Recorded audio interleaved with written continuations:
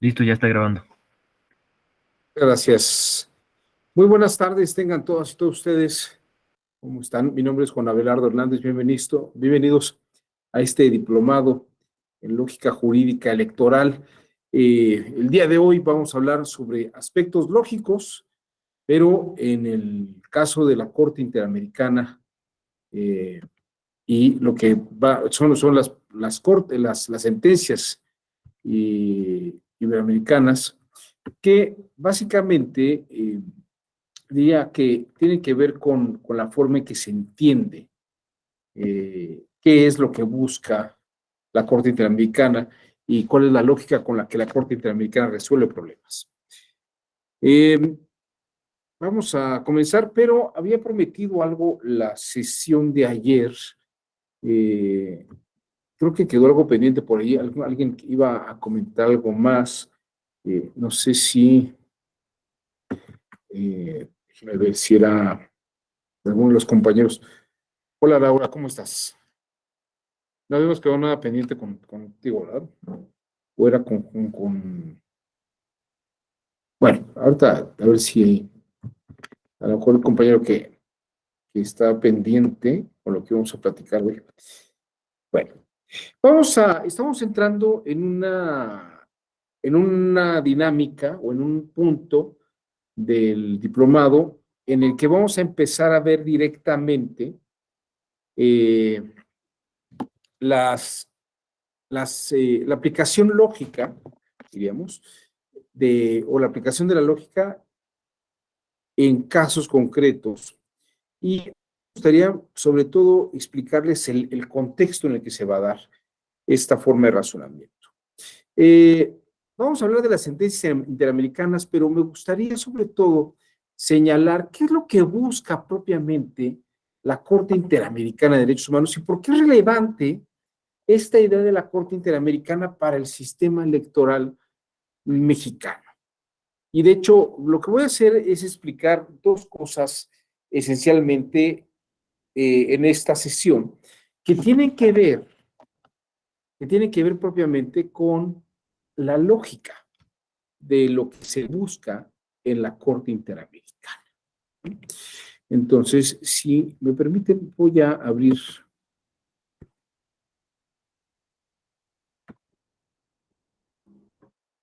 Quiero mostrarles, y creo que esto va a auxiliar mucho a la comprensión del tema del día de hoy. Para poder entender las sentencias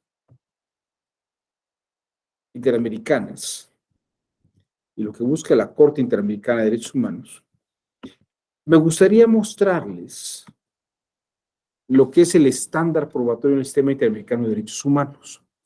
Porque si logramos entender el estándar probatorio, vamos a poder ver con claridad qué es lo que se busca sustentar en una resolución del sistema interamericano.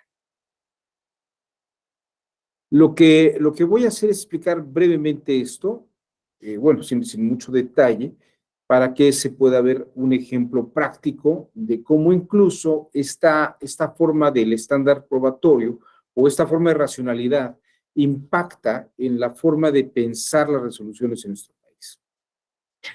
Eh, para empezar, la lógica, vamos a ver la lógica de un sistema procesal convencional. A ver, antes de entrar en este esquema, tal vez valga la pena hacer alguna distinción. Nuestro sistema procesal convencional nacional lo que busca es, eh, a través de un proceso, determinar y definir responsabilidades. ¿Quién es la persona responsable? Y ya una vez que tenemos a la persona responsable, sancionarla y, en todo caso, que repare el daño, ¿no? De hecho, esta es como la racionalidad elemental. Pensaríamos incluso que si tenemos a un culpable de hacer una violación de derechos humanos, tendría que ser sancionado y tendría que ser procesado y sentenciado y además castigado de esta forma.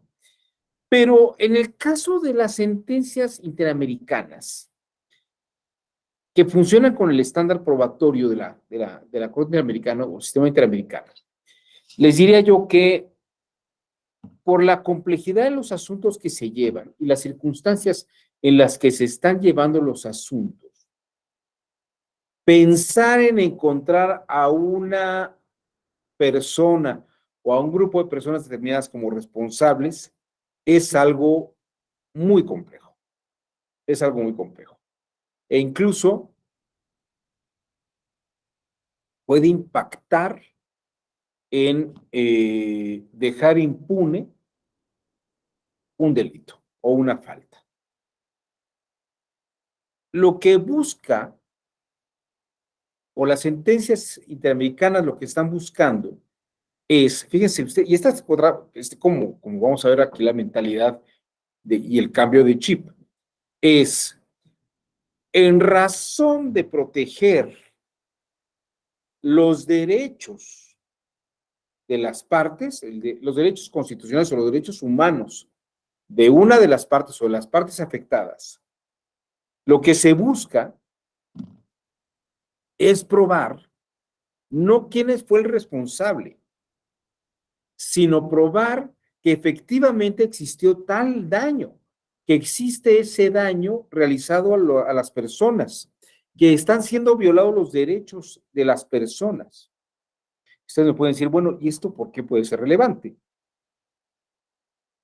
Puede ser relevante porque hay una responsabilidad del Estado de garantizar los derechos de las partes.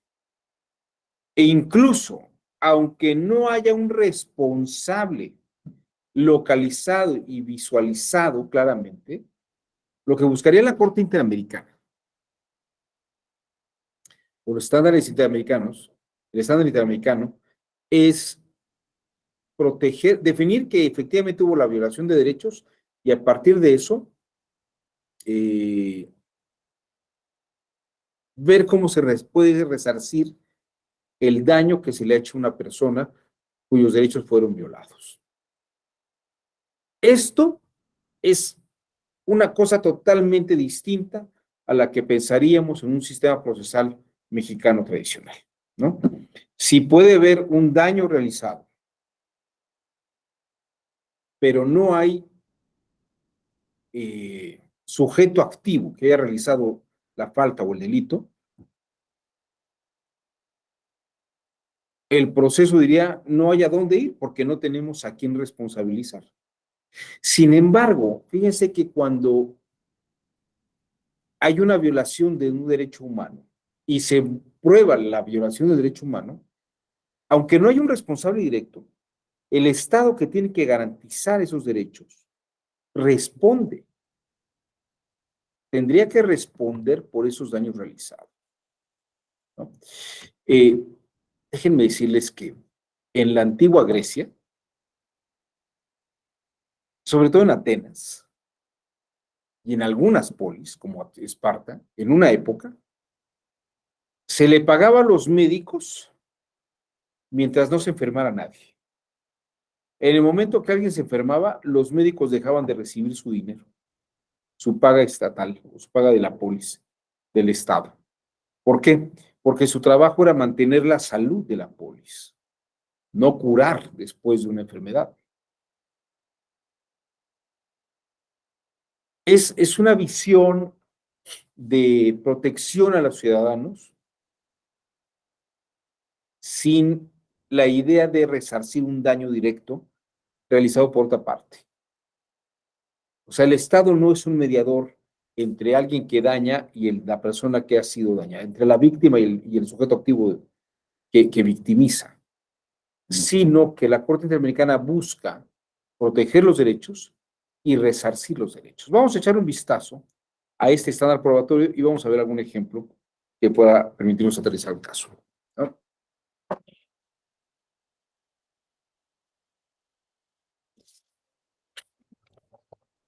Bueno,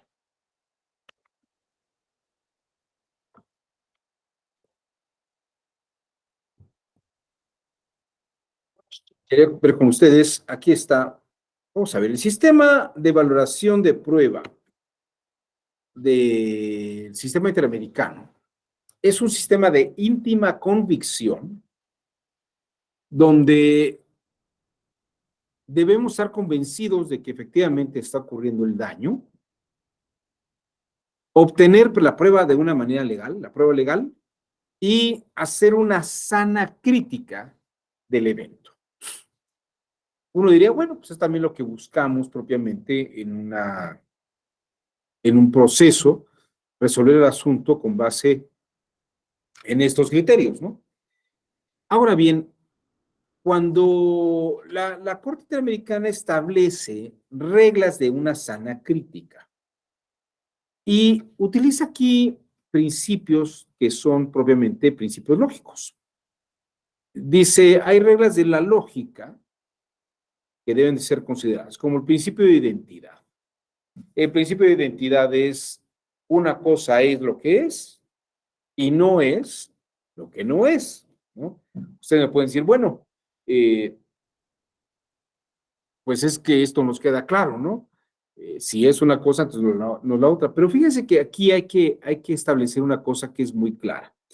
La lógica, cuando habla del principio de identidad y dice que algo es, por ejemplo, en un proceso judicial, lo que se busca es que alguien sea culpable o no culpable. La no culpabilidad no equivale a la inocencia. La no culpabilidad no equivale a la inocencia. ¿Por qué? Porque el principio de identidad lo que busca es definir que una cosa sea lo que es,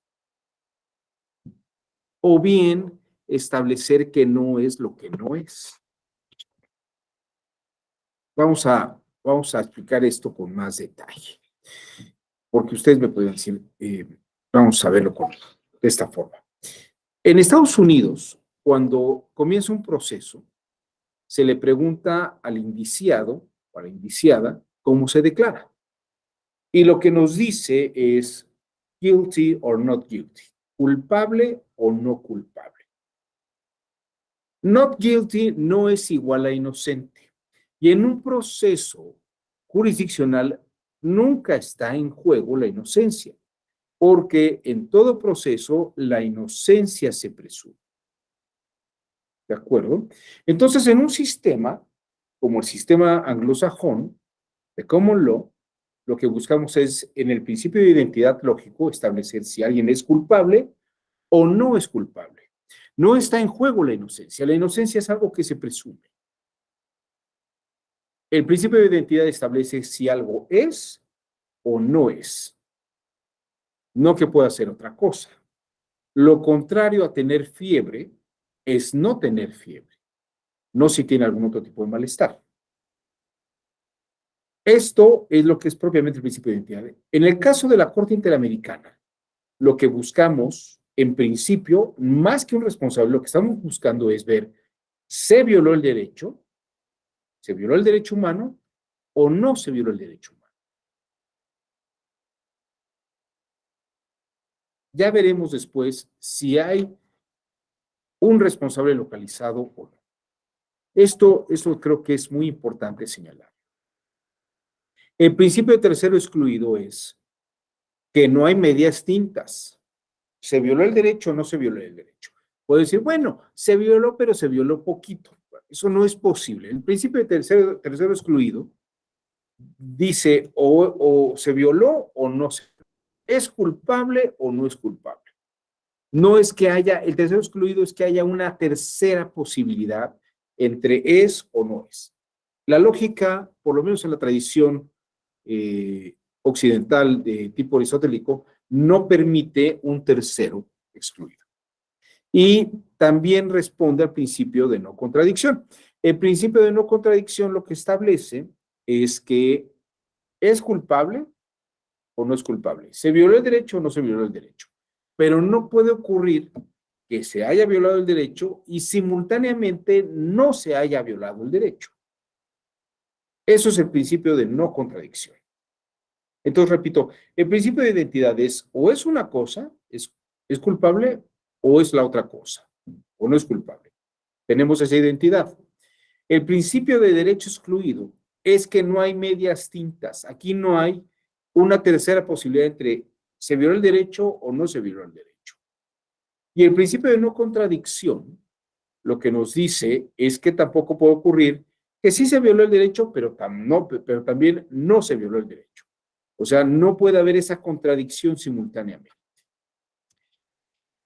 Hay dentro de la regla de la lógica de las sentencias interamericanas la necesidad de justificar y avalar la sentencia con lo que sería la razón suficiente. Es decir, existe un razonamiento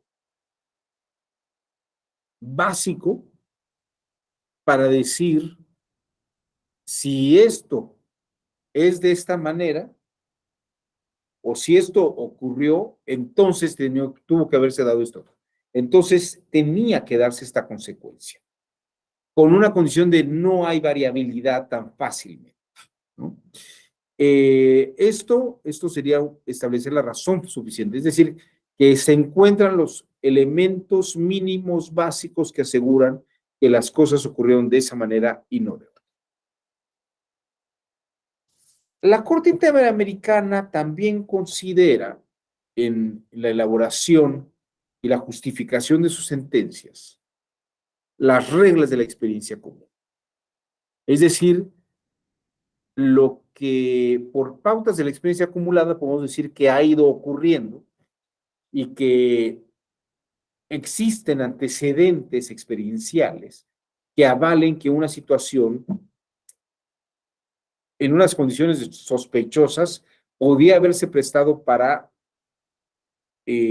sesgar las acciones en uno u otro sentido. Y en cuanto a la motivación, en cuanto a la valoración de la prueba, les diría que si se toma en cuenta cómo se valora la prueba, debe estar motivada, fundada y motivada la valoración de la prueba, pero además, no solamente eso, sino que puede haber una ampliación, ¿no? La apreciación probatoria en la Corte Interamericana, por un lado, tiene un criterio de valoración de la prueba, que es, como lo que acabamos de ver, seguir las reglas de la sana crítica. Pero, hay un estándar probatorio que también se ha permitido, más allá de la regla de la sana crítica, que es poder generar la convicción sobre la veracidad, sobre la verdad, o por lo menos la verosimilitud de hechos. Es decir, considerar la probabilidad de que sí pudo haber ocurrido. La probabilidad de que sí pudo haber ocurrido. Yo no sé si ustedes habrán visto esa película del Exorcista de 1973, me parece. Creo que se cumplen ahora 50 años de esa película. Y en esa película, a ver si hacen un remake, bueno, un remake más bien una reedición de la película. Hay un detective que tal vez es un personaje menos conocido en la película del Exorcista, porque la gente quiere ver cómo se da el exorcismo y cómo Linda Blair es poseída por el demonio. Pero hay un investigador en la película, que tal vez pasa desapercibido para muchos, que dice: estoy investigando la muerte de un sacerdote, que es un sacerdote que muere al principio de la película. Y dice, salió por una ventana. Y dicen, bueno, pero ¿qué es lo que está investigando? Es que, mire, estoy viendo que esa persona salió volando por la ventana, pero debió haberlo mandado alguien con mucha fuerza. Y en realidad había solamente una niña muy joven, ¿no? una menor de edad que no tenía la fuerza como para arrojar a alguien por esa ventana. Y dice, es posible, fíjense, la diferencia que hace este investigador, y se la pasa repitiendo todo esto en la película, como 3 o 4 veces, dice, esto puede ser posible, pero es poco probable. Es poco probable. O sea, existe la posibilidad, sí, pero tuvo que haber una serie de condiciones extraordinarias para que ocurriera una cosa así. Y es poco probable. Pero fíjense que la convicción, en el caso de la Corte Interamericana, más que ver la posibilidad de algo, considera la prevalencia de que algo sea probable, a pesar de que no se tenga una prueba directa. Es decir, en las situaciones en que se dieron tales hechos, aunque me falta algún eslabón que pruebe tajantemente algo, podría aperturar mi visión y considerar que algo es probable que ocurra, ¿no? En este sentido, respecto a los criterios que debe seguir la Corte Interamericana, la valoración de la prueba, ni la Convención Americana, ni el Estatuto de la Corte, ni su reglamento han tratado esta cuestión. Fíjense que es interesante. En el desarrollo de la jurisprudencia, la Corte ha precisado como criterio de valoración de la prueba el de la sana crítica, el de la persuasión racional. Más que tener un hecho claro, ver si las circunstancias en las que se pudieron dar los hechos es muy probable que se dieran. Porque lo que está en juego no es el castigo, lo que está en juego es la violación del derecho. Esto es lo que quiero que vean ustedes. En ese sentido podemos decir que hay un cambio de lógica procesal. Es cierto que debemos demostrar que se dieron la violación de derechos o la violación de una persona, la violación de derechos de una persona. Y esto se hace en razón de vincular a la o el indiciado a los hechos. Pero aquí tal vez no tenemos un indiciado, no tenemos un detenido claro. Lo que tiene que definir la Corte es que efectivamente una violación de derechos. Entonces, incluso en las condiciones en las que algo puede ser muy confuso o muy complejo o no claro, primero lo que se necesita hacer es más, sin considerar que puede haber un responsable, si lo hay, qué bueno, y si no, no podemos decirlo claramente, que efectivamente se hayan violado los derechos de esa persona, ¿no? Por esto, fíjense que es interesante esta distinción del estándar probatorio y cómo de esta forma la sentencia interamericana tiene una lógica distinta de qué es lo que va a sustentar y cómo lo va a motivar. A diferencia del proceso penal, en el proceso ante la Corte Interamericana, los estados no comparecen como sujetos de acción penal. No son responsables directamente ni están siendo indiciados, ¿no? No es necesario que se identifique individualmente a las personas responsables de los hechos. No puedo llevar a cabo la investigación de la violación sin que sepa yo si alguien en particular realizó ese acto.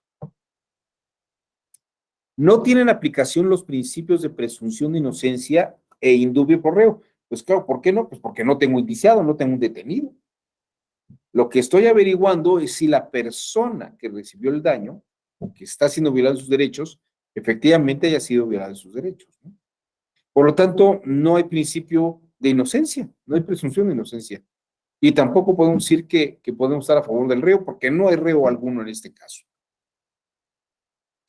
Tampoco se aplica el estándar de la prueba más allá de toda duda razonable, pues es suficiente que el juzgador llegue a la convicción de que son veraces o verosímiles los hechos y violaciones alegadas en el caso concreto.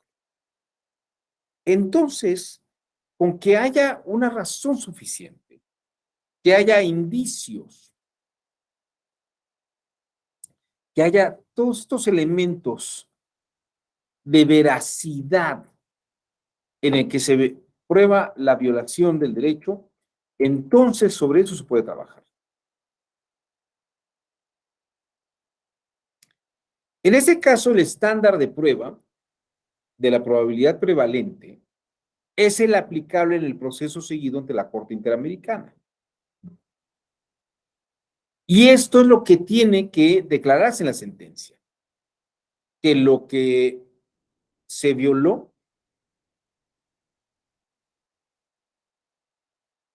tiene una alta probabilidad, por todo lo que se ha investigado, de que efectivamente haya ocurrido de esa manera. Hay una razón suficiente para decir que así ocurrieron los hechos. Implica que entre las diversas hipótesis posibles en torno a un mismo hecho, deba preferirse aquella que cuenta con un grado relativamente más elevado de probabilidad. ¿Qué es más probable? Pero además, aquí también quiero hacer una consideración. Probable, que algo sea más probable, no quiere decir que estadísticamente sea lo que más ha ocurrido. Probable es que por las condiciones en las que se encuentran los hechos, eso se puede probar de una manera posible. Fíjense, aquí quiero hacer una distinción. Lo que es más probable no es lo que estadísticamente pudiera ser. Y les voy a dar una razón para ello. Nada más déjenme terminar aquí la última línea, digo, el último párrafo. Con la finalidad de lograr que la veracidad judicial, la verdad formal, en sentido lógica, se acerque tanto como sea posible a la verdad histórica, que es una verdad material, ¿no? Cuando decimos que algo tiene que ser muy probable, no nos referimos a que estadísticamente es algo que más ha venido ocurriendo, porque lo que ha ocurrido estadísticamente en el pasado no quiere decir que vaya a seguir ocurriendo en el futuro. No es esa probabilidad de la que estamos hablando. Pongo un ejemplo. Vamos a pensar que mi esposa se embaraza por primera vez y tenemos una hija. Una hija. Vamos a pensar, bueno, y la probabilidad de que salga hijo o hija la primera vez, si ustedes están de acuerdo, no es una probabilidad de 60-40 ni de 80-20, sino que es una probabilidad de 50-50. Vamos a pensar que mi esposa se embaraza por segunda ocasión. Ya tuve yo una hija. ¿Qué probabilidad hay de que mi siguiente bebé sea niña? Efectivamente, Laura, 50-50, ¿no? Cada vez que mi esposa se embaraza, tiene una probabilidad de 50-50. Yo podría haber tenido 4 hijas al hilo en 4 embarazos. Y si hay un quinto embarazo, no es que haya más probabilidad de que salga niña porque he tenido 4 niñas. Cada nuevo embarazo tiene una probabilidad de 50% de que sea hombre o mujer. Entonces, esta idea de que por probabilidad estadística algo pudiera ocurrir después, es absurdo, eso no existe. Dice Hannah Arendt en La condición humana, nadie conoce el futuro, ni tenemos todas las condiciones para saber que lo que ocurrió en el pasado vaya a ocurrir en el futuro. Entonces, no es la probabilidad como el dato estadístico, sino que es probabilidad en el sentido de que algo se pueda probar. Que algo sea más probable es que se pueda probar. Es posible, es posible que vaya a haber muchas cosas, pero hay que ver qué es probable. ¿Qué es lo más probable? ¿No? Y no estadísticamente, sino qué es lo que se puede probar con mayor sensatez. En las condiciones en las que se da algo, podía haber ocurrido algo, pero no esto otro, ¿no? Bueno, la Corte Interamericana y las sentencias interamericanas tienen la lógica, no de buscar un culpable, sino de más indubio pro persona. Yo me atrevería a decir, en vez de decir indubio pro reo, porque no hay un detenido, en caso de duda ir con el reo, yo diría indubio pro persona. Es decir, en caso de duda, le debo de dar el beneficio a la víctima o a la persona que presuntamente recibió el daño de violación de sus derechos.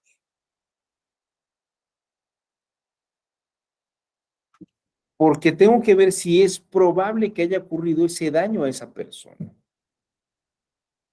Puede ser que haya situaciones confusas, no tan claras, pero tendría que, en razón de que el asunto ya llegó a la Corte Interamericana, tendría que darle ese beneficio a esa persona. Entonces, quiero que vean que la lógica de la Corte Interamericana se mueve en otra dimensión un poco distinta.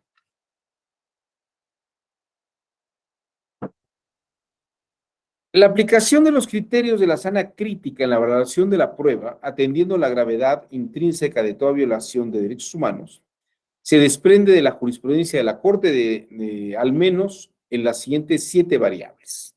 O sea, hay 7 variables que hay que considerar y que son determinantes en la fundamentación sobre la veracidad o verosimilitud de los hechos. 1. Prueba rendida ante la Comisión Interamericana y sus conclusiones. Ustedes, no sé si ustedes lo sepan, pero bueno, a ver, se los comento en ese sentido. Antes de que un asunto, una cosa es la Comisión Interamericana y otra cosa es la Corte Interamericana. Una cosa es la... Es que quiero ver si puede usar la pantalla, pero no. Una cosa es la Comisión Interamericana cuando un asunto,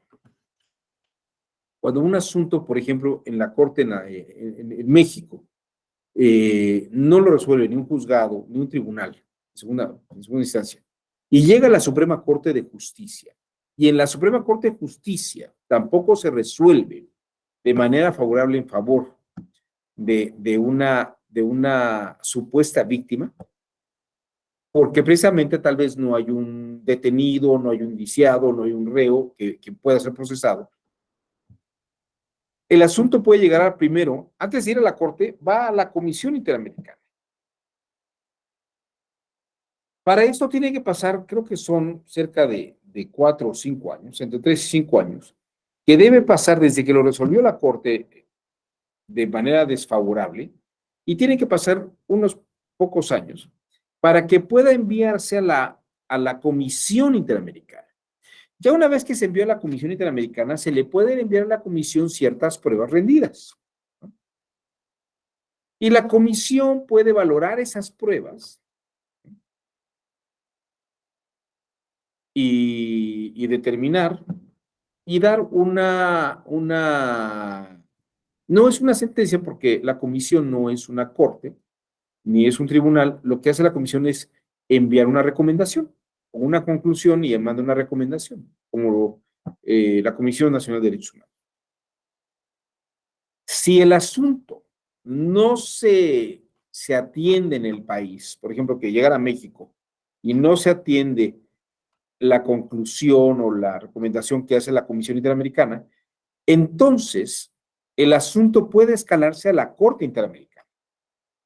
Y en la Corte Interamericana, la sentencia, bueno, el trabajo de resolución puede considerar pruebas que se le presenten por primera vez, declaraciones que se le presenten por primera vez,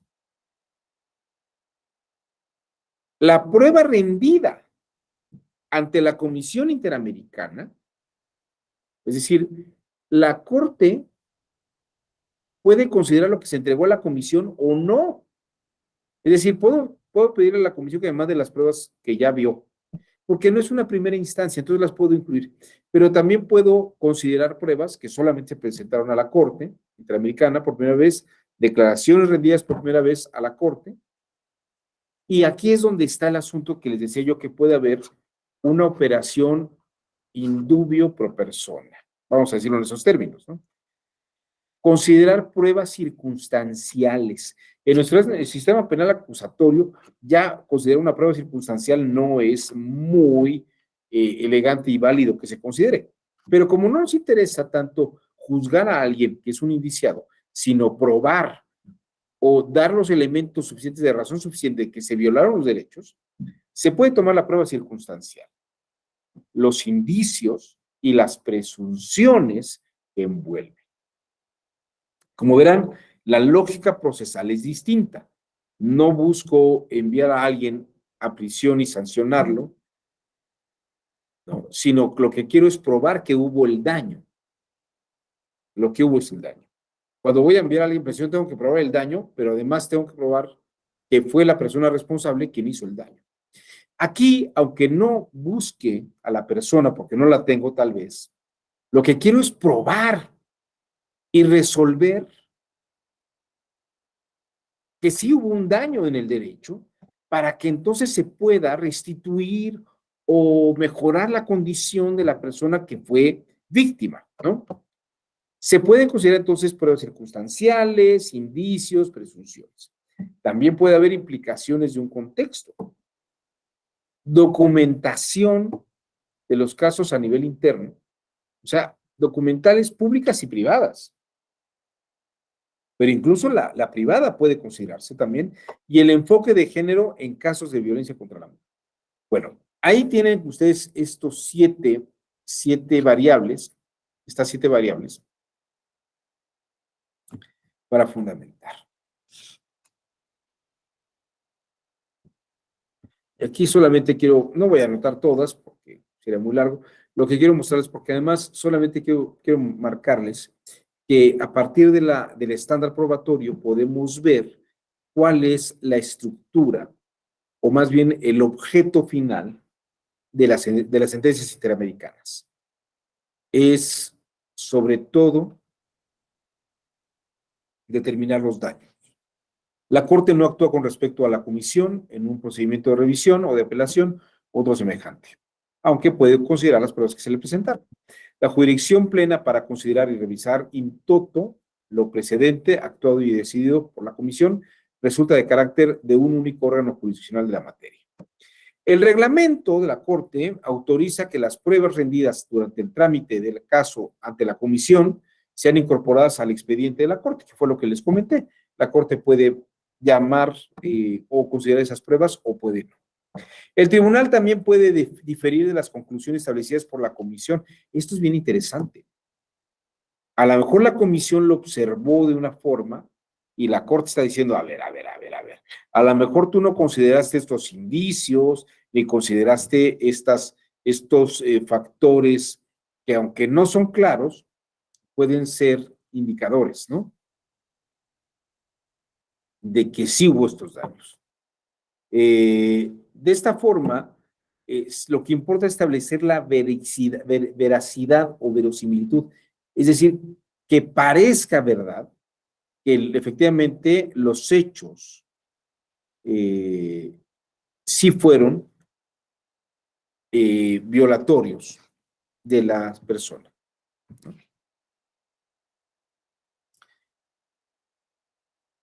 Bueno, aquí, por ejemplo, les quiero decir, hay casos en los que se presentó prueba por primera vez ante la Corte Interamericana y no necesariamente se mostró en la comisión. Al establecer la veracidad y verosimilitud de los hechos conforme a las reglas de la sana de crítica y realizar el análisis jurídico del caso concreto, la prueba se presenta por primera vez ante la Corte y puede volverse decisoria para que ésta defiera o difiera en lo decidido por la comisión, ¿no? Es decir, incluso la Corte podría decir que no está de acuerdo con lo que estableció la comisión.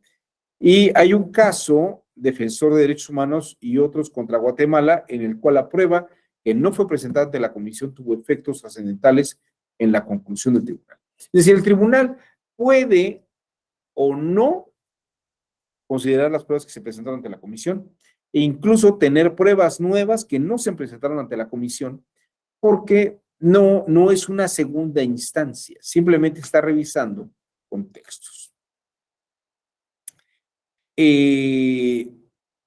Dentro de estas siete pilares, estos 7 aspectos, está también las declaraciones rendidas ante la Corte.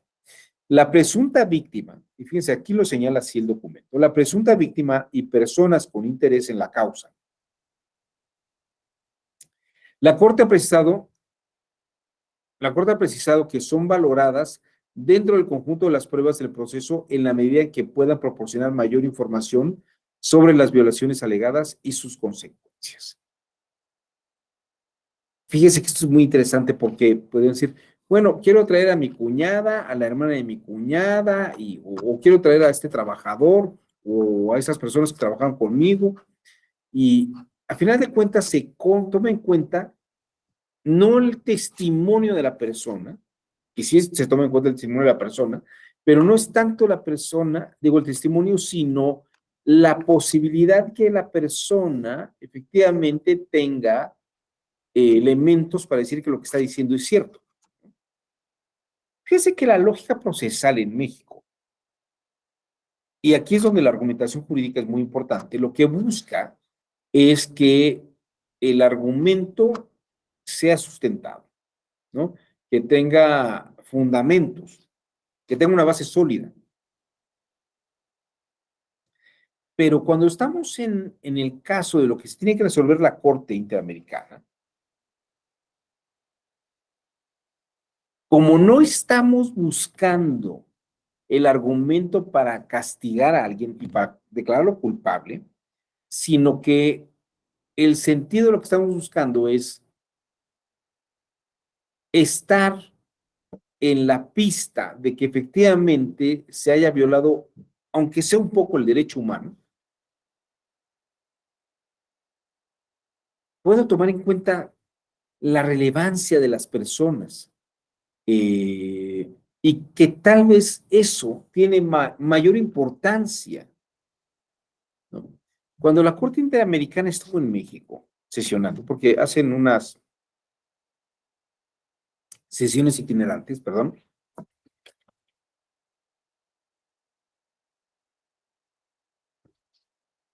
Hay unas sesiones itinerantes. Recuerdo una sobre República Dominicana, de una persona que es deportada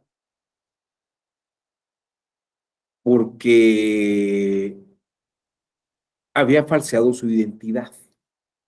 Y fíjense que el caso es muy interesante porque él no tenía documentos. Estaba en República Dominicana y lo regresa en Haití, era un haitiano. Y él había ido a trabajar a Haití. Y dicen, lo regresamos, los de República Dominicana dicen, lo regresamos porque él había falseado su información. Y la persona dice, no, sí soy yo. Y le dice, mire, su esposa, sus hijos, sus parientes, dice que usted desapareció.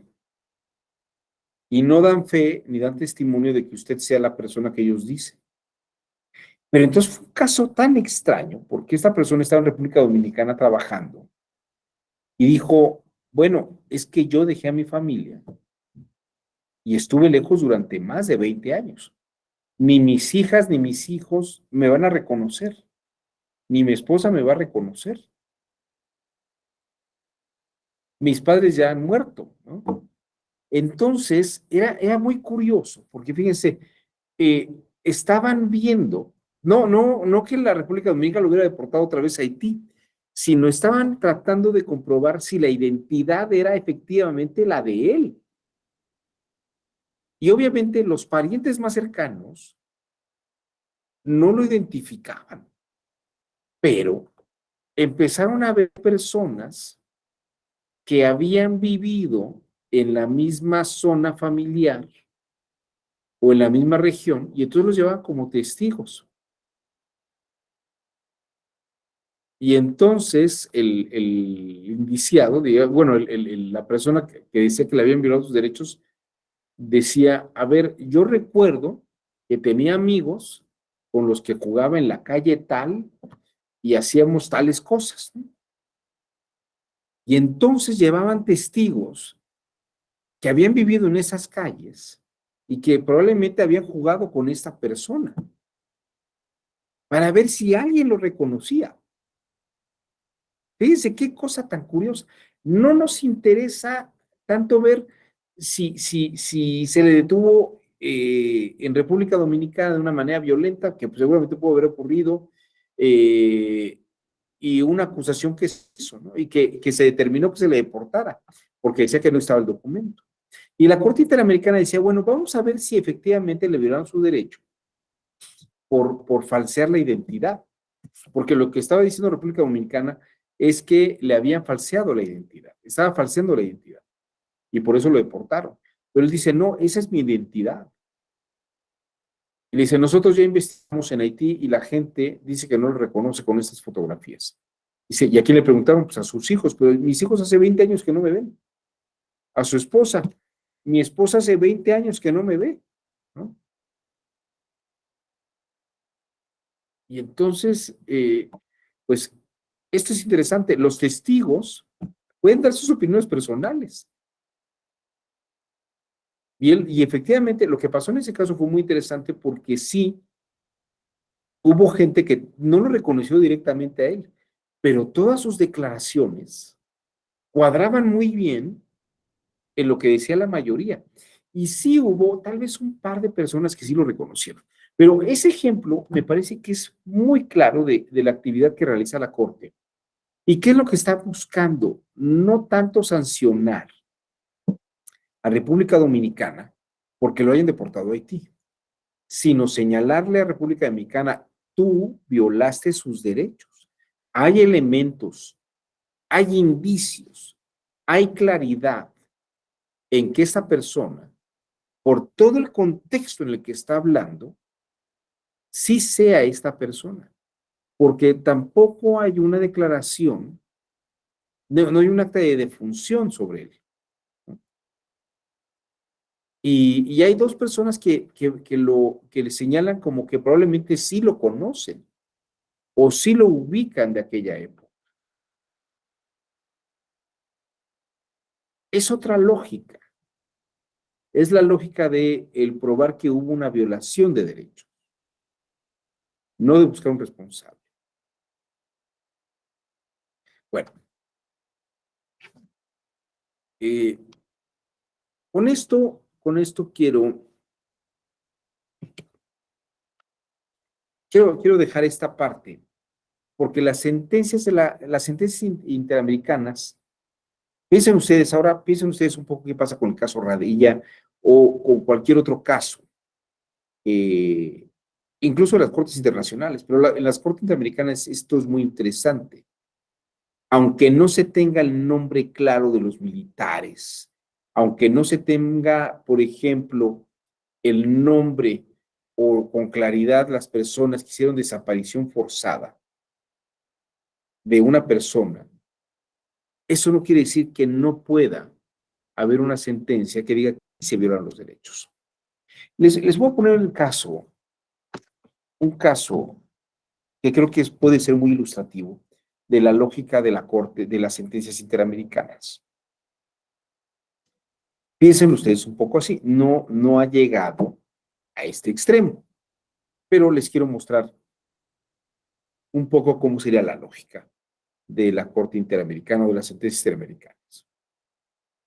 Pensemos que tenemos identificados a los 43 estudiantes de Ayotzinapa que desaparecieron. Tenemos sus nombres, sabemos quiénes son exactamente. Parece que así es, ¿no? Y sabemos que hubo militares que los entregaron al crimen organizado. Y sabemos que el crimen organizado los desaparece. Aquí tal vez me gustaría hacer algunas acotaciones. El delito de desaparición forzada Cuando ocurre el caso Ayotzinapa, el caso de los 43 desaparecidos, el delito de desaparición forzada solamente se podía tipificar cuando había un servidor público involucrado. Es decir, tenía que ser un militar, un funcionario público, un policía. Que estas personas, pensemos que había militares o policías, hay policías que los entregan al crimen organizado, a estos estudiantes de Ayotzinapa. Pero digamos que es la entrega. Pero la actividad de desaparición no la realizaron los policías ni el ejército. El ejército ciertamente hace una detención y parece que entrega al crimen organizado a estos estudiantes. En ese caso, estos militares o estos policías podrían haber estado cometiendo un delito de desaparición forzada. Pero aquí hay una peculiaridad importante. Primero, hay video y hay película, hay video y hay fotos que muestran que aunque la gente esté vestida con uniforme, hay un caso de una persona que trae tenis. Es decir, puede haber alguien que haya estado uniformado, pero ya con tenis, la pregunta es, ¿por qué si te lleva uniforme, por qué no lleva el uniforme completo? ¿Por qué lleva tenis? ¿No? Hay cosas que no quedan muy claras ahí. Pero el otro asunto es, quien desaparece a los estudiantes no es gente que forme parte del servicio público, sino que son particulares. Es decir, aunque los particulares desaparecieran a los estudiantes, en ese momento histórico no hay delito de desaparición forzada que se aplique a la delincuencia organizada que los desapareció. Porque el delito de desaparición forzada estaba inspirado en lo que hacía la Alemania nazi, la Unión Soviética, los gobiernos golpistas de Chile y de Argentina, que es el Estado tomaba a la gente y la desaparecía. Eran servidores públicos. Pero aquí, cuando los policías detienen a un grupo de estudiantes,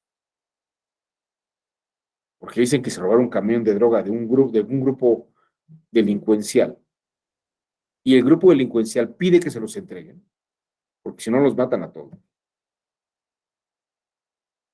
El grupo delincuencial los desaparece. En ese sentido, ahí no hay delito. Fíjense qué interesante, no hay delito, porque no son servidores públicos. Enrique Peña Nieto, en un año antes de terminar su gestión, en el mes de junio o julio,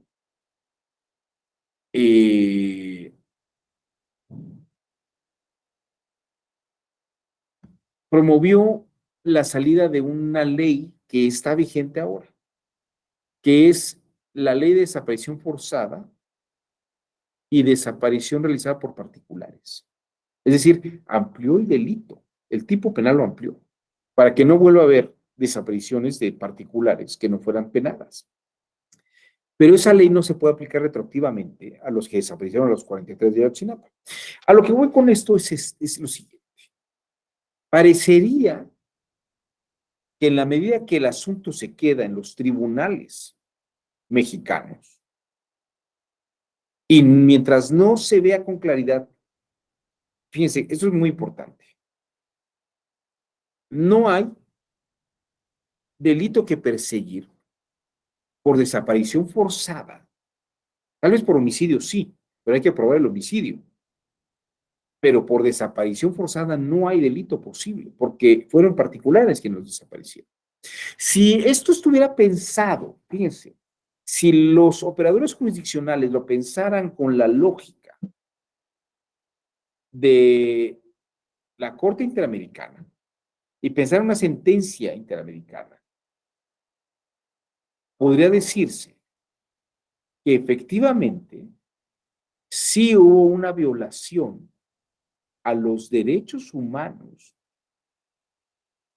de los 43 estudiantes de Ayotzinapa. y podría hacer observaciones al gobierno mexicano sobre este hecho.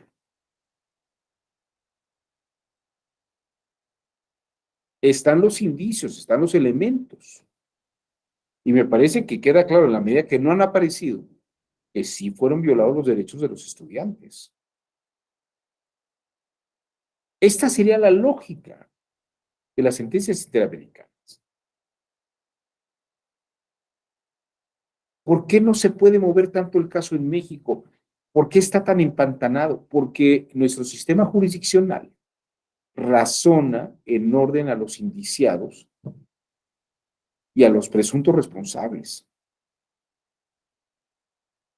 En una sentencia interamericana, no. Lo que es importante es mostrar que efectivamente hubo una violación. Y parece que es un supuesto. Es un supuesto. Y hay una inamovilidad por parte de cómo se está llevando el asunto. Pero podría ser muy interesante. Sobre todo también se empatanó el asunto, en el caso de los 43, cuando se anuló todo el procedimiento y tenía que reponerse.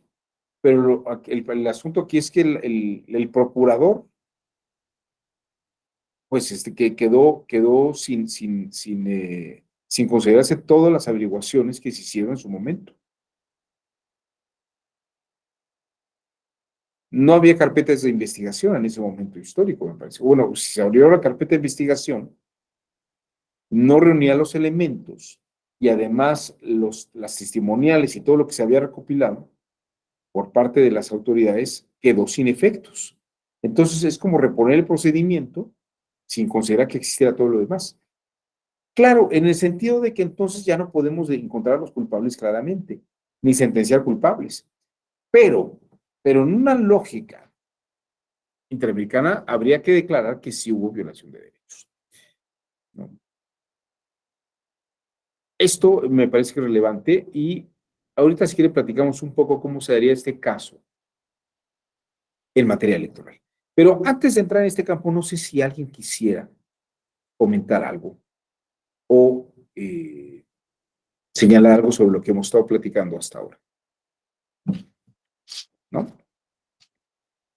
¿Tú, Laura? ¿Qué estás pensando? No, bueno, es que lo que pasa es que el estándar probatorio es un tema bien complicado, o sea, suena como pecata minuta, pero cuando uno trata ya de hacerlo de manera como más mecánica, es complicado, precisamente porque hay que probar varias cosas y hay que ajustarlas, ¿no? Entonces, además, el estándar probatorio, aunque en México se adoptó todo esto con la reforma de 2011 de los derechos humanos y tal, todavía hay autoridades, bueno, en materia que no es precisamente la electoral, como que de alguna manera suena feo decirlo, pero es más sencilla, por ejemplo, que lo penal, porque todavía tenemos en lo penal muchos ministerios públicos y o fiscales y jueces del fuero común que no les ha caído la onda de los derechos humanos. Entonces, para intentar pensar como bajo el estándar probatorio,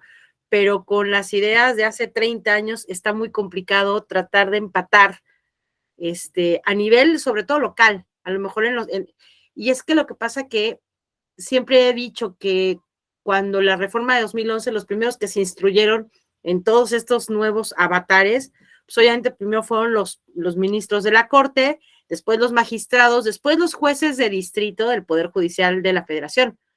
Pero hasta abajo, todavía no permea ni en los ministerios públicos, ni en o sea, como abogada, pues se ven esas cosas en los estados, sobre todo a lo mejor en la Ciudad de México, pues ya tienen un avance importante, pero en los estados todavía no se ve el trato con favor o favoreciendo a los derechos humanos, a la víctima, todavía se revictimiza. Entonces, de alguna manera, en materia, por ejemplo, penal, en los estados esto no es factible verlo ya en el uso cotidiano. Entonces, entender el estándar probatorio en otras materias todavía es un poquito complicado, pero en materia electoral es más fácil porque es como más compacto el derecho electoral. Entonces, está interesante verlo desde este otro punto de vista.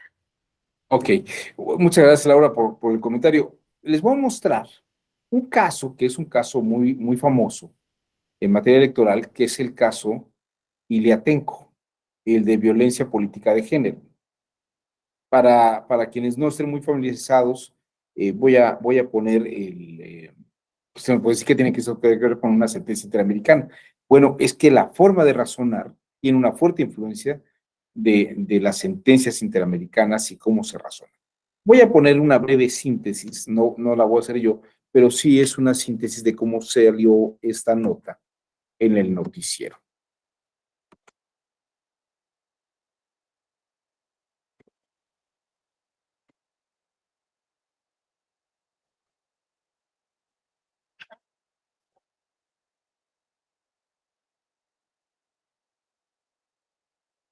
No se oye nada, está en mudo. ¿No se oye? No,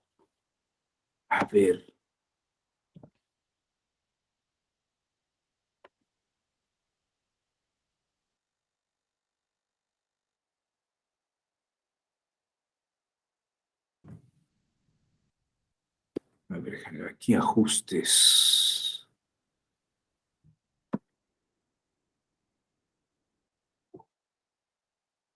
A ver, aquí me están indicando, quizás estoy en un error, pero quizás trasladar el estándar probatorio a la Corte Americana. Ahorita platicamos esto. Eh,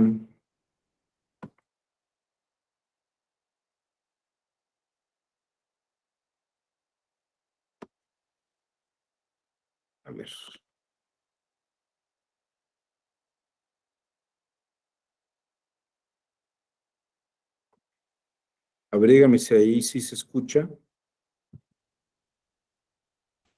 no, no se ¿no, oye. verdad? A ver, Eric, ¿o quién está ahorita ahí en el soporte?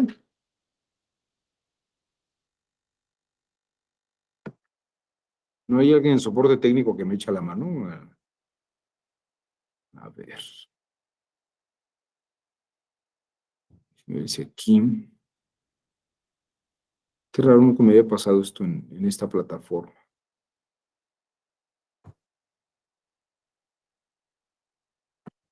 Bueno,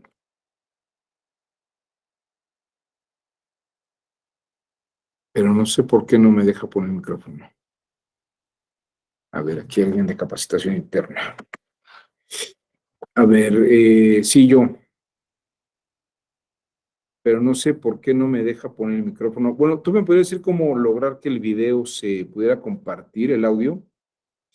Tiene que aparecer una opción, compartir pantalla, que le dice compartir también el audio en la pantalla que está por mostrar. Fíjate que eso lo estoy apretando aquí. A ver, voy a ponerlo así como una ventana.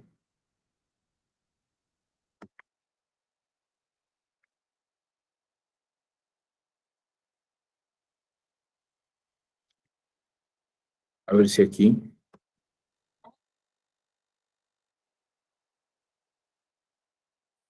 No, ¿verdad? ¿O sí?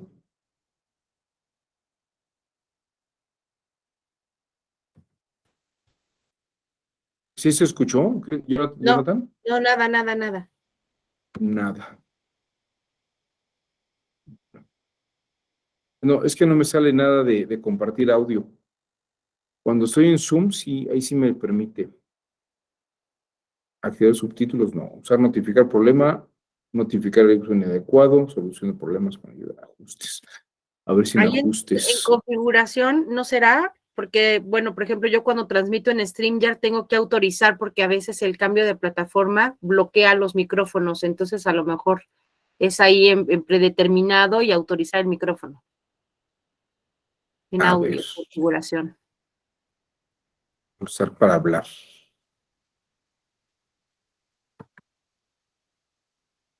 A ver, aquí ya le estoy dando oportunidad a todo para ver. A ver, una última opción y si no, ahorita vemos otra cosa.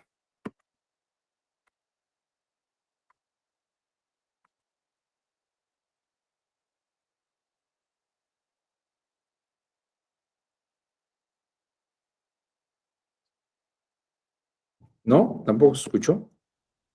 No, bueno. Entonces, si quieren luego, cuando comparta la ventana de la presentación, yo le hice compartir también el audio de la pantalla. Fíjate que le pongo, presentar, le pongo toda la pantalla, pero no me indica, no hay ningún botón extra que me diga que comparta el audio.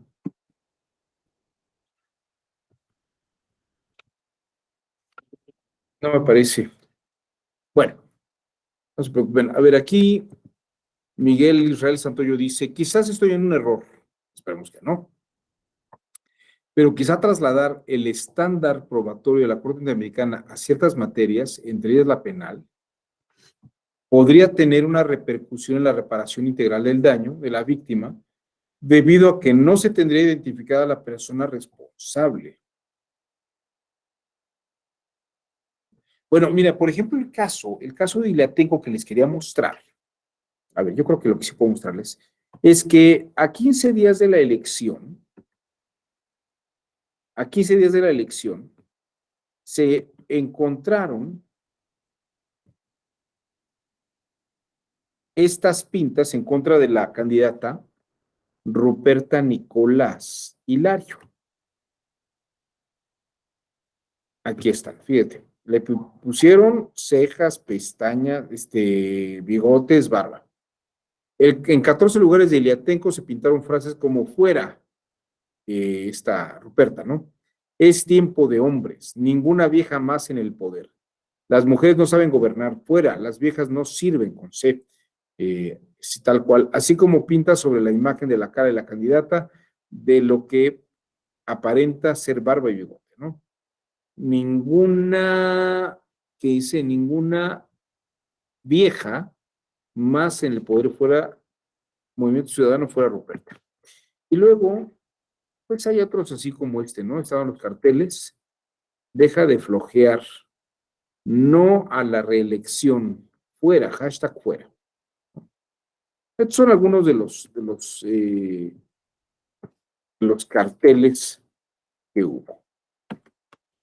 Y fíjense que no había presuntos responsables, no había indiciados, no había detenidos. No había detenidos Miguel Israel. Este es un tema porque efectivamente no había detenidos en este asunto. Entonces, lo que resolvió la sala regional, y luego llegó al asunto de queja, es que se anularan las elecciones, y la sala superior ratificó la elección la nulidad de elecciones, perdón, la nulidad de la elección. Y todos los argumentos, o el 90% de los argumentos del Partido del Trabajo, que fue el partido que ganó frente a ella, es por qué no sancionan. Fíjense, está la razón. Bueno, lo que están escribiendo ellos. ¿Por qué no sancionan cuando no hay pruebas de que nosotros hayamos tenido nada que ver con los carteles y las pintas? Y además no hay una determinancia, fíjense, no hay una determinancia de que esos carteles hayan provocado que Ruperta haya perdido la elección, y sino que el Partido del Trabajo haya ganado. Y el argumento me parece que es muy, muy sólido. No se le está acusando al Partido del Trabajo, ni al candidato del Partido del Trabajo, ni a la gente del Partido del Trabajo, porque no hay pruebas para decir que fueron ellos. Pero no se anulan las elecciones porque se les esté sancionando. Se anulan las elecciones porque en las condiciones en que se dieron las elecciones hubo una violación de derechos humanos, los derechos políticos de la candidata, con esa violencia política de género. Entonces lo que está haciendo es, yo no estoy encontrando un culpable, dice el Tribunal Electoral, ¿no? La Sala Superior. Yo lo que estoy haciendo es restablecer las condiciones para que pueda haber otras elecciones en las que sus derechos no estén siendo violados. Dice, no estoy castigando a nadie, estoy rehaciendo otra vez la elección. pero sin esas circunstancias. Y luego bien podríamos decir, y les voy a decir una cosa, tal vez no fue determinante, que ganó el candidato otra vez del Partido del Trabajo. Pero aquí el detalle, como diría aquel Cantinflas, aquí está el detalle, chatos. El punto es el siguiente. El tribunal, la sala superior lo que está haciendo es ratificando la resolución para que no se viole el derecho. E incluso les diría, no es relevante la determinancia. Si fue determinante o no el cartel a la elección, es que se estaba haciendo un daño en los derechos de la candidata. Y efectivamente ustedes podrían decir, bueno, en esa violación de derechos de la candidata, alguien salió perjudicado. Pues, tan no salió perjudicado que nuevamente cuando volvió a ver la elección, pues sí, ganó las elecciones. Pero no es que se estuviera haciendo la elección por castigar al otro partido, porque no hay pruebas para señalarlo. Y sobre esto podríamos hablar el día de mañana con más calma, cuando empecemos a revisar. Vamos a revisar algunas sentencias. Vamos a revisar estas, si quieren, podemos ver los argumentos que se esgrimieron para ver cómo conecta con esta política, con esta lógica de las sentencias interamericanas y cómo se pensó la resolución. Vamos a ver un par de casos, a ver si nos da tiempo mañana, ver un par de casos de estas resoluciones judiciales para ver la lógica con la que se están llevando a cabo. Pero les puedo decir que en el caso de Ilatenco esa fue la lógica que predominó por la influencia de las sentencias interamericanas. No sé si hasta aquí alguien quiera comentar algo en una especie de pre-conclusión, porque obviamente continuaremos el día de mañana con este tema. No sé si alguien más quiera comentar algo. ¿No? ¿No? ¿De plano? Bueno. Bueno, pues vamos a dejarlo aquí y nos vemos el día de mañana para darle continuidad a esta sesión sobre lógica jurídica electoral. Espero que haya sido de su interés la sesión del día de hoy y nos vemos el día de mañana. Que tengan muy buena tarde. Hasta luego. Gracias, doctor. Buena tarde. Gracias, linda tarde.